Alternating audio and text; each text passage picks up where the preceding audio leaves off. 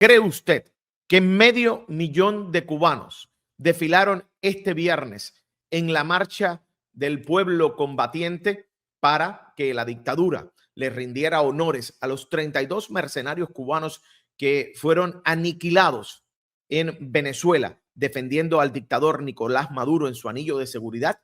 ¿Usted cree que medio millón de cubanos fueron? Yo les voy a mostrar las imágenes que el régimen de La Habana ha publicado en la cuenta del dictador Miguel Díaz-Canel, donde él asegura lo siguiente. Dice: cuando parece que el mundo entierra hasta su última utopía, que el dinero y la tecnología están por encima de todos los sueños, bueno, es que las balas no lo vencen los sueños, que la humanidad se cansa justo en ese instante, 32 valientes cubanos ofrecen sus vidas y se agigantan en una fiera batalla hasta el último aliento. Parece que al régimen se le olvidó que quien los mandó a ellos a morir allí fue el propio régimen de La Habana. Parece que al régimen cubano se les olvidó que evidentemente si tú estás cuidando un dictador por el cual hay 50 millones de dólares, que es un criminal, que es el líder de un cártel del narcotráfico y que se robó unas elecciones, y el gobierno de los Estados Unidos te dice: tengo una acusación criminal, entrégate, y tú defiendes a un criminal, muy probable vas a morir en el intento de proteger a ese criminal. Pues el régimen de La Habana ha publicado estas imágenes y ha dicho que medio millón de cubanos estuvieron allí.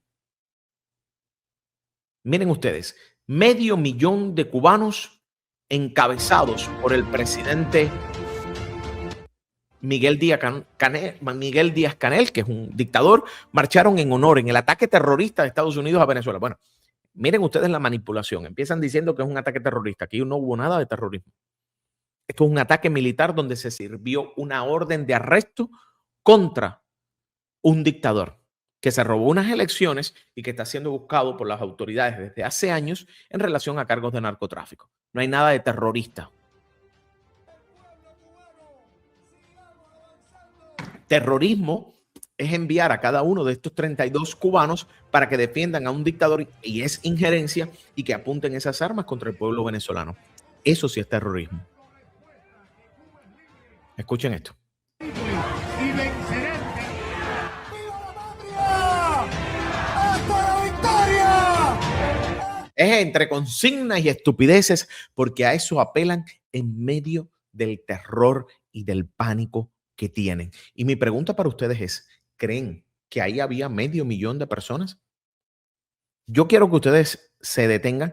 Miren aquí un sabueso de la dictadura, el varias veces campeón olímpico, Mijaín López, luchador que todos sabemos que evidentemente es la persona, ha sido uno de esos deportistas que más ha lamido las botas del dictador cubano. Miren ustedes también la cantidad de personas dentro del grupo de los que está desfilando, que son trabajadores, tanto civiles como trabajadores de la FARC. No es una expresión genuina de un pueblo que se siente dolido, que sale a marchar. Es un pueblo que en muchos de los casos salió obligado porque pasaban. Y mire todo, miren cuánto él cree en ese pueblo, que miren el anillo de seguridad. Claro, se ha demostrado en ese circo que ese anillo de seguridad poco sirve cuando se tira el Delta Force. Díaz-Canel, no importa cuántos de estos ponga adelante, el día que vayan hacia ti, van a ir hacia ti. Aquí tenemos, miren cuántos militares, miren la cantidad de personas vestidas de verde, y dicen medio millón. Yo creo que ustedes me digan qué ustedes creen de eso. Yo también veo a Díaz-Canel mucho más flaco desde la captura de Maduro. Parece que no está bien la cosa por punto cero. ¿Qué dicen ustedes? Habrá muchos que fueron voluntarios, pero la mayoría fue obligatorio, porque ahora mismo están reclutando hasta los jóvenes y tienen que firmar, y el que no lo haga, ya tú sabes lo que lo espera. Muchos estudiantes también que no tienen opción. Todo es un teatro de los dictadores, y la muerte de estos cubanos no fue nada heroica. Terrorismo es lo que están haciendo hace 67 años con el pueblo cubano, nuestro pueblo. En ese circo que montaron ellos, léase el Movimiento 26 de Julio, actual PCC, frente a la embajada, no habían 10,000 personas. ¿Usted cree que había el medio millón que decía la dictadura? Recojamos todos cubanos dineros y enfrentemos al régimen. Acabemos de tumbar esa asquerosidad. Puras mentiras, no saben lo que van a hacer. Bueno, yo les puedo decir que el miedo está en ellos y están extremadamente preocupados. Vieron que tuvieron que sacar a Raúl Castro para que estuviera junto al pueblo y hacerse el de la película y apelar a los sentimientos. Porque una cosa tienen la dictadura. Las dictaduras no apelan a la razón, no apelan a la lógica, apelan a los sentimientos. Por eso te están intentando cambiar y te están vendiendo la historia de que estos eran unos héroes y que batallaron cuando estaban prácticamente desarmados y los agarraron dormidos y los aniquilaron porque están defendiendo un dictador.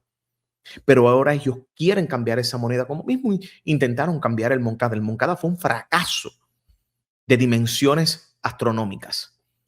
Mandaron a morir a jóvenes. Si esos mismos jóvenes hoy fueran, y yo siempre les pongo ese ejemplo, si esos mismos jóvenes hoy fueran a atacar un cuartel como lo hizo el dictador Fidel Castro, terminarían asesinados por esa dictadura. Pero no solo a Fidel Castro lo rescataron después que escapó como un perro hacia las montañas de la Gran Piedra. No solo los rescataron, no solo los atendieron, tuvo un juicio que fue cubierto por la prensa, tuvo un juicio que se les permitieron a ese grupo poder defenderse.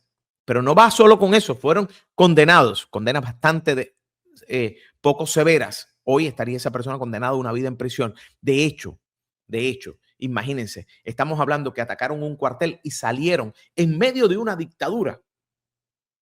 Se les dio la salida, fueron liberados de prisión por el propio dictador Batista. Bueno, yo aquí les tengo el caso. Pasa que estos jóvenes que les voy a mostrar ahora, que tiene periódico cubano, van a pasar más tiempo en prisión por salir a protestar por un apagón que lo que pasó al dictador Fidel Castro cuando atacó un cuartel militar. Para que ustedes vean los cambios de la dictadura. Y el régimen te dijo, oye, nosotros somos, convertimos los reveses en victoria y el Moncada fue un desastre, fue un fracaso. Y si están vivos es porque aún en aquella dictadura había respeto y se respetaban los derechos. Estos jóvenes que protestaron en Cuba por los apagones van a pasar, gracias a Periódico Cubano por esta historia, más tiempo en cárcel que lo que pasó Fidel en el 53 cuando atacó el cuartel Moncada en julio y salió en 1955 con una amnistía en medio de una dictadura. Y la prensa lo cubrió. Hoy la prensa no puede cubrir a quien está en contra, solo cubre a quienes están condenados por ejercer la libertad de expresión, y es la peor dictadura que ha visto nuestro continente y es la peor de las peores dictaduras que ha visto nuestra humanidad. Para que ustedes, cada vez que ustedes tengan en cuenta lo que significa la dictadura cubana, solo piensen que ninguno de estos 6 que fueron condenados en Villa Clara a 8 años de cárcel tenía antecedentes penales previos. No atacaron a nadie, no golpearon a nadie, no dispararon, no pusieron una bomba, y van a pasar más tiempo que el dictador cubano Fidel Castro y quienes junto con él atacaron cuarteles militares en el año 1953. Ahí se los dejo. Ahí se los dejo para que ustedes lo tengan en cuenta. Por cierto, Raúl Castro no puede estar mucho tiempo expuesto. No puede estar mucho tiempo expuesto, y eso lo vimos como después de que participó en los actos de el jueves de recibir los restos de estos militares cubanos que fueron aniquilados por el grupo Delta Force americano. No estuvo al día siguiente ni en la marcha, ni tampoco en ninguno de estas ceremonias de inhumación de combatientes caídos. Escuchemos. De los restos de los combatientes caídos estaban la criminal agresión estadounidense a la patria de Bolívar el pasado 3 de enero. En la necrópolis de Colón, ofrendas florales del general de ejército Raúl Castro Ruz, del primer secretario del Comité Central del Partido Miguel Díaz-Canel Bermúdez, de las Fuerzas Armadas Revolucionarias, del Ministerio del Interior y del pueblo de Cuba, acompañaron este momento de dolor, respeto y orgullo por sus mártires. El propio presidente cubano encabezó la multitudinaria despedida junto a los generales de Cuerpo de Ejército Álvaro López Miera y Luis Alberto Álvarez Casas, ministros de las FARC y el MININ respectivamente, así como el general de división José Amado Ricardo Guerra, secretario del Consejo de Ministros, otros dirigentes del partido y el gobierno y los familiares de los héroes. Sembrar a la gloria y regar con sangre la historia que nace del corazón. Las palabras de duelo las pronunció el primer secretario del partido en La Habana, Libán Izquierdo Alonso, quien destacó la extraordinaria hoja de servicios al país de los 4. O sea, extraordinaria hoja de servicios que lo único que tuvo de glorioso fue ser leales a una dictadura. Gente sin preparación, gente que no tenía las armas, gente que no tenía absolutamente ninguna otra vocación que no fuera defender a una dictadura. Pero seguimos viendo. Combatientes que residían en la capital. El primer coronel Humberto Alfonso Roca Sánchez, el también... Recordemos que precisamente ese coronel, primer coronel, es el que nuestro querido Divo de Arrieta, Mario Pentón, perdón, Divo de Cienfuegos, Mario Pentón, el Divo de Arrieta es el osito del cariño, Wilfredo Allen. Ese mismo coronel es el que tiene a sus dos hijas viviendo en el imperialismo. El imperialismo que ellos estaban en contra. Y esas mismas hijas que vinieron a vivir al imperialismo fueron a verlo a él. Téngalo en cuenta. El teniente coronel Rodney Izquierdo Valdés y el capitán Yorlenis Rebé Cruz. En el panteón dedicado a los combatientes caídos por la defensa del Ministerio del Interior, se colocaron las 4 urnas y aquí recibieron la despedida de cada uno de los presentes, entre emociones que en las últimas jornadas no han dejado de estremecer a un país que reconoce su valor frente a la agresión extranjera. Yo me presentí ya lo que le podría pasar a mi hijo, porque él estaba en el primer cordón y él es recorte de lo bueno.